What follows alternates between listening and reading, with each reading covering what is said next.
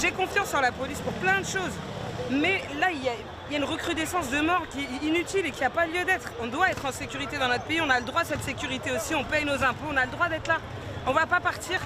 Et ça ne sert à rien en fait, c'est une guerre vaine. Et on va s'entendre, on va finir par s'entendre. On est obligés, on est tous attablés à la même table.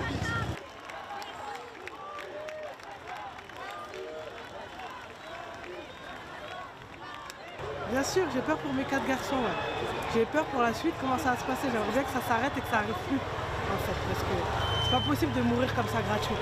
Et j'aimerais pas que ça arrive à mes enfants. Mon plus grand, il a 11 ans.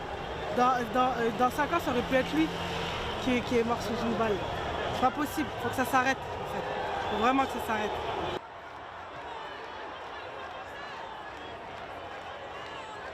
Voilà, c'est des choses qui arrivent quand on est d'origine étrangère, quand on est français d'origine étrangère. Ils ne nous considèrent pas comme des Français, mais qu'ils regardent que notre couleur de peau, de là où on vient. Pourtant, on est né en France, on est français. Et quand bien même, on n'a pas le droit de tuer quelqu'un sans raison. Donc voilà, le racisme dans la police tue. Et ils sont beaucoup trop nombreux à courir après l'extrême droite et à avoir ces idées-là. Donc ouais, stop.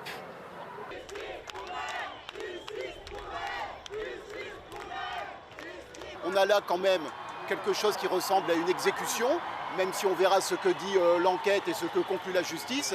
Et face à ça, on ne peut pas simplement appeler au calme. Évidemment, la violence n'est jamais une solution. La colère n'est jamais bonne conseillère. Mais il faut bien aller au-delà de dire il faut apaiser les choses. La question, c'est comment on fait en sorte d'avoir une police qui, lorsqu'elle voit des Noirs et des Arabes, n'a pas tendance à leur hurler dessus, à tenir des propos racistes et parfois à leur tirer dans la tête.